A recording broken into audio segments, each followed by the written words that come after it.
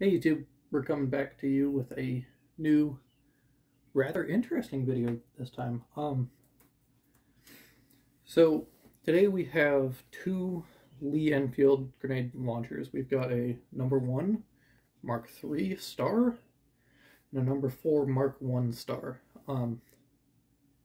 So today we're going to be talking about the various grenade launchers used by the British from about 1917 to 1947-ish. But anyway, we're going to get right into it. We're going to start with the No.1 right here.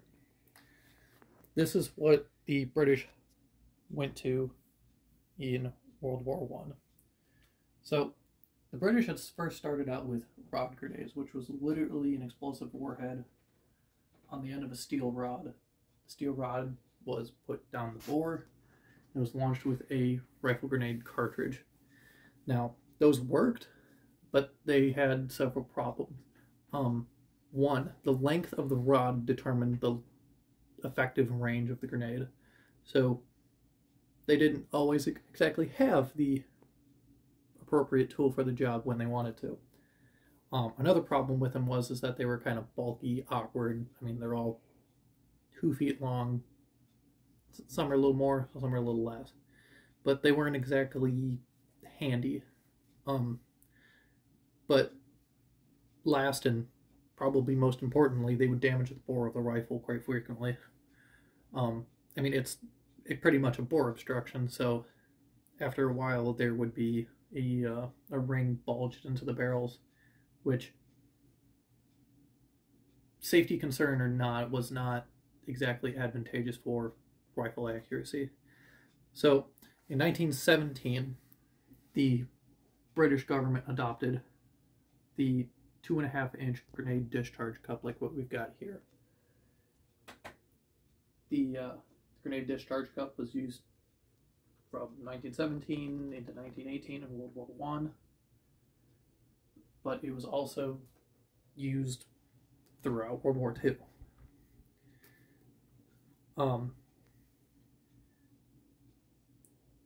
If you look here, it is a smooth bore launcher discharge cup, is what the British referred to it as, that attaches to the bore of to the muzzle of a No.1 Mark III or No.1 Mark III star, etc., etc. Anything with this style of muzzle cap.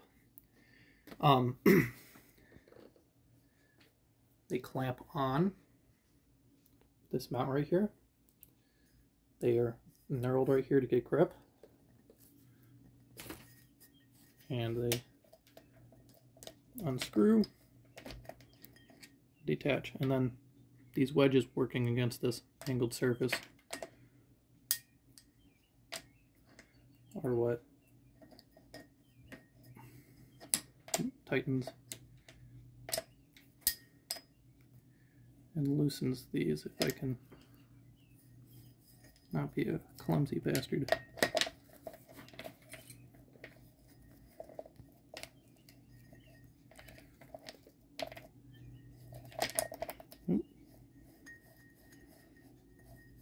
This is being kludged right now.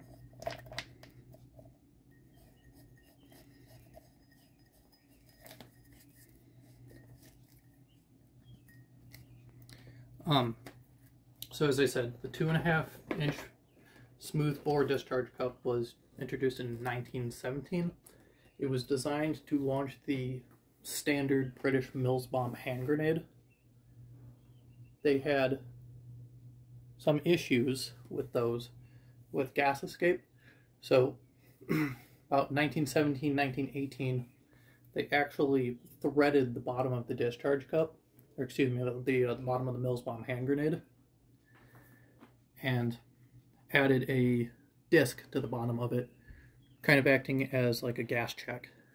That would more efficiently use the gas pressure of the discharge, or the grenade cartridge, and made these rifles just flat out more usable.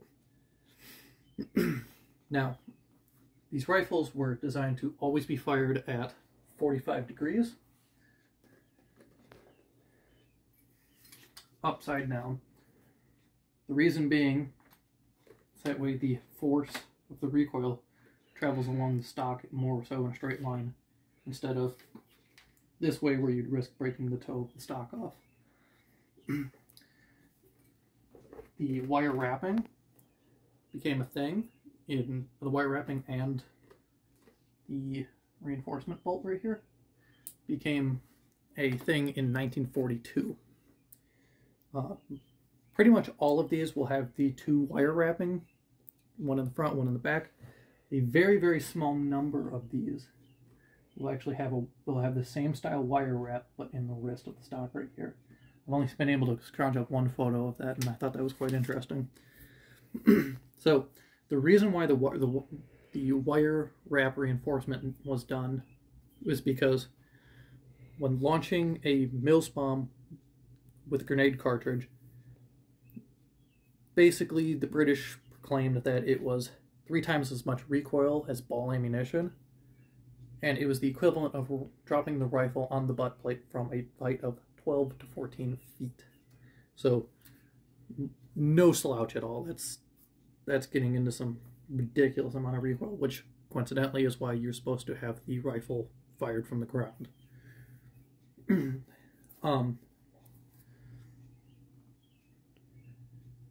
There are manuals for these, both in English, but I've actually been able to also find a 1939 Palestinian Hebrew manual for that grenade launcher as well. How the range was set on these was the rifle would always be put at 45 degrees, but you would have this gas vent right here. All the way open would get you 80 yards.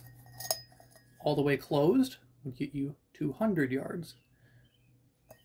And then there were positions for quarter, half, 3/4, and those would give you various ranges in between. Don't quote me on those, because if I told you what those distances were, I would be lying, because I just don't know. While the grenade discharge cup is attached, the rifle cannot accept a bayonet. Between 1925 and 1933, the British very, very briefly experimented with a discharge cup very similar to that, but with a 2-inch bore rather than a 2.5-inch bore. They quickly got away from that because they had concluded that it just wasn't as effective as the 2.5. Later on, a grenade sight that actually clipped onto the rear sight was made, or excuse me, an anti-tank sight along with anti-tank grenades. These discharge cups were also used to launch flares, smoke rounds, and the Indians actually in the late 40s, 50s, so on, would create various projectiles for them for riot control, mostly tear gas rounds. 50 million rifle grenades for these guns were actually built in World War I alone, which is no mean feat. Yeah, in the beginning of the war, it was, or when these were first introduced, it was something like 10% of all Mills bombs were set up for grenade launching. But by the end of the war, the majority of Mills bombs were designed for grenade launching. So these were actually used quite extensively.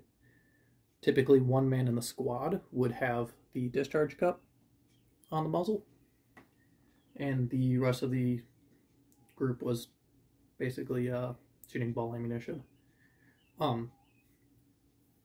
As far as can you shoot these guns? Yes. I'm not convinced I would shoot one with the grenade cup installed. If you're feeling brave and want to do it, go for it. However, I do not under any circumstance do that unless you've checked it with like a suppressor alignment rod. I'd be way too worried about a muzzle strike with the discharge cup causing severe damage to the cup, the bore, you as a shooter. Generally speaking, if you want to shoot ball ammunition out of it, go for it as long as the rifle itself is safe, but you remove the discharge cup before you do so.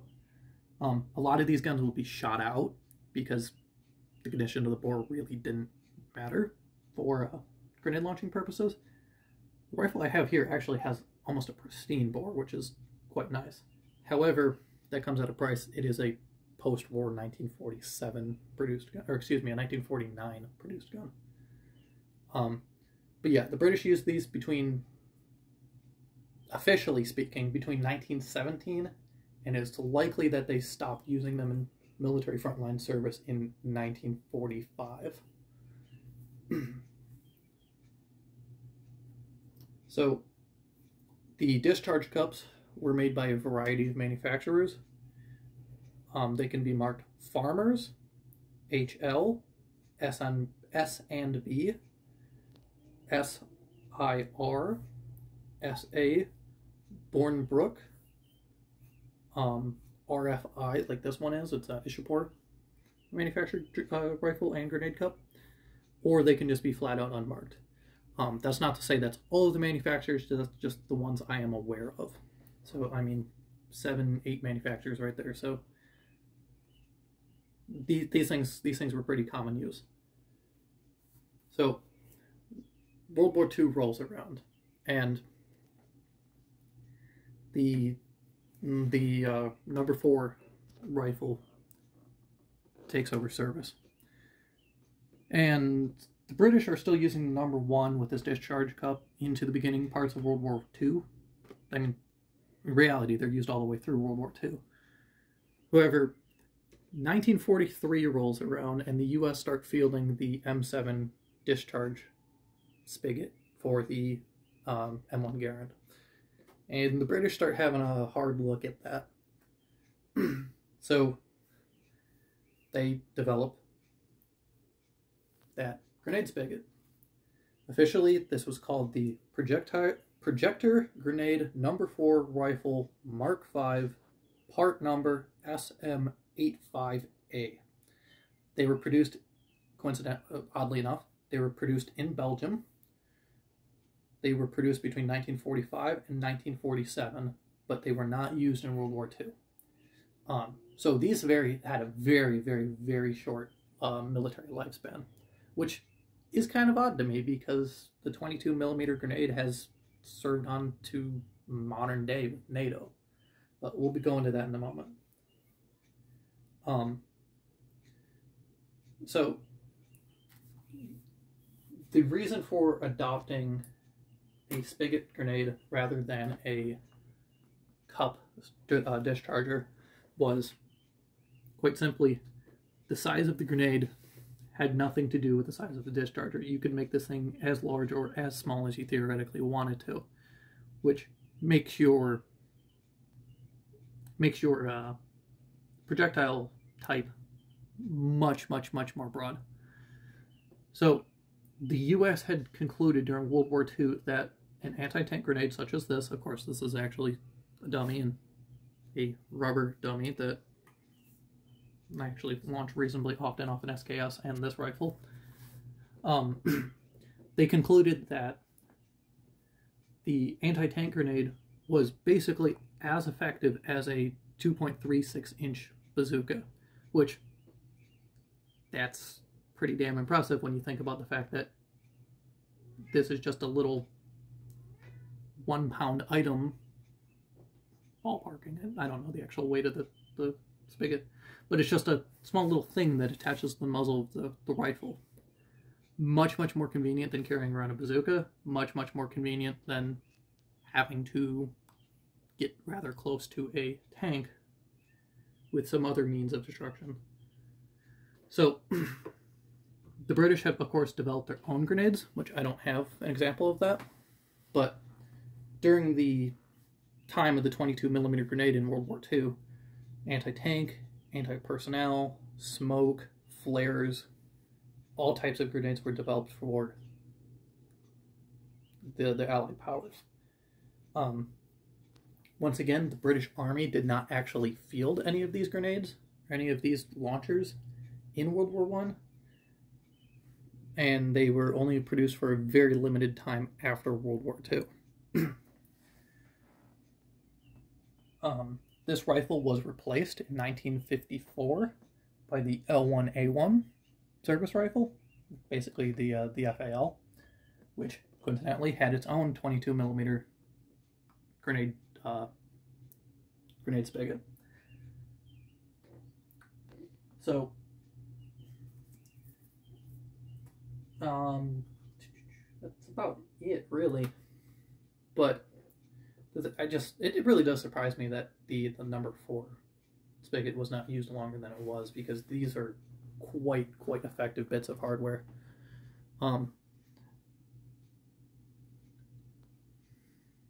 Yeah, if you can find either of these, the discharge cup or the spigot, they'll mount to a number 1 or a number 4, just a completely standard bare bones rifle.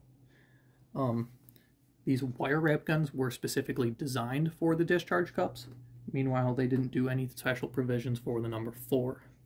I was just whatever rifle works. The number 4, the number 4 grenade discharger, the grenade spigot, mounts to the muzzle, straight to the barrel. Basically, there's a lock screw that opens up. Oh, the sight's going to be folded down. That opens up. It comes right off the end of the muzzle. One thing that's remarkable with this is that when mounted, this thing is unbelievably rigid. Feels like it's welded on or something. While this clamp is closed, the sight can be flipped up and it snaps in place. The actual sight is regulated in yards from 25 all the way out to 100. You can use the tip of the grenade as your front sight, essentially. And it had this little spring-loaded ring right here in an attempt to create greater gas pressure. They had leather pouches for these, which unfortunately I don't have one of these. But yeah, that's essentially it. If you guys stay tuned, I should have a video of us shooting each of these relatively soon. As I said, with this 22mm spigot, I launch dummy 22mm grenades. And funny enough, with the number 1 launcher, I launch tennis balls because they just happen to fit well. One more thing I will say is that there is a very big difference between a blank and a grenade cartridge. So, as you can see here, this is a modern production PPU 303 blank.